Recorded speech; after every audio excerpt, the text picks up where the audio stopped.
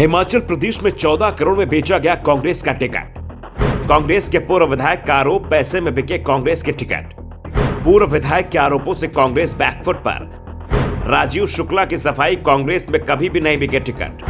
हिमाचल प्रदेश में चुनाव प्रचार का शोर मचा हुआ है। जयराम ठाकुर का दावा है कि इस बार हिमाचल रिवाज को तोड़ेगा, डबल इंजन की सरकार फिर से बनेगी। तो प्रियंका गांधी का दावा है कि हिमाचल के लोग खुददार हैं, अपनी परंपरा से बहुत प्यार करते हैं। 5 साल बाद सरकार बदलने की परंपरा उन्होंने ही बनाई है और उसे कायम भी रखेंगे।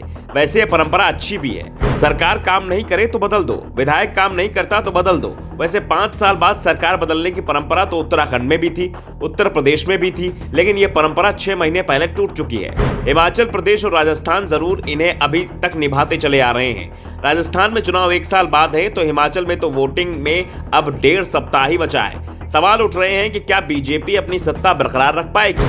लेकिन इस बीच कांग्रेस के पूर्व विधायक ने एक बयान देकर सनसनी फैला दी है। पूर्व विधायक का वीडियो जमकर वायरल हो रहा है। डना जिले के गरगेट विधानसभा के पूर्व विधायक राकेश कालिया ने चुनाव के बीच सनसनीखेज दावा किया है। कालिया ने कहा कि गरगेट विधानसभा की सीट नीलाम की गई है, 14 करोड़ रुपए में टिकट बेचा गया है और इस खरीद फरोख्त के तार उस नेता से जुड़े हैं जिसे हिमाचल कांग्रेस का कद्दावर नेता माना जाता है। कालिया ने कहा कि शुक्ला नाम का वो नेता है जो टिकट का सौदा कर रहा है। कालिया ने कहा कि उनका टिकट कटा नहीं, बल्कि कांग्रेस ने इसे बेच दिया। कालिया के आरोपों से कांग्रेस में हड़कंप मचा हुआ है। कालिया ने यह आरोप एक जनसभा में लगाए हैं, जिसका वीडियो सामने आने के बाद कांग्रेस बचाव की मुद्रा में आ गई है। हिमाचल कांग्रेस प्रभारी राजीव शुक्ला ने कहा कि जिन्हें टिकट नहीं मिलता वो ऐसे ही आरोप लगा देते हैं। कांग्रेस में 70 साल तक ऐसा कभी नहीं हुआ। राकेश कालिया के टिकट बेचने के आरोप गलत है। वैसे कालिया ने राजीव शुक्ला का नाम नहीं लिया था। हम भी नहीं कह रहे कि जिस शुक्ला का नाम कालिया ले रहे हैं वो राजीव शुक्ला है।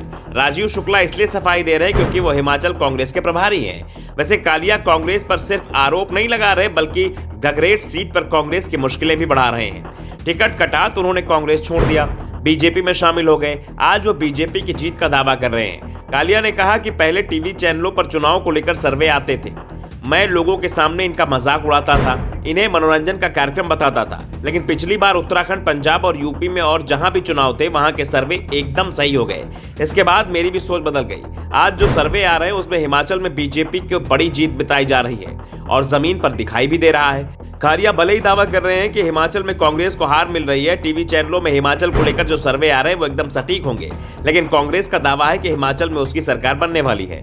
1 साल पहले हुए विधानसभा और लोकसभा के उपचुनाव में राज्य की जनता ने संकेत पहले ही दे दिए हैं कि हिमाचल का रिवाज बदलने वाला नहीं है। बीजेपी ने 5 साल का शासन कर लिया है, हिमाचल का जितना नुकसान करना था कर लिया है। अब कांग्रेस सरकार की बारी है। बीजेपी की ओर से कांग्रेस पर टिकट बेचने के बाद अभी और आरोप लगाए जाएंगे, लेकिन सच्चाई क्या है ये जनता के सामने है। वैसे सच्चाई क्या है ये 8 दिसंबर को साफ हो जाएगा, जब हिमाचल विधानसभा चुनाव की मतगणना होगी।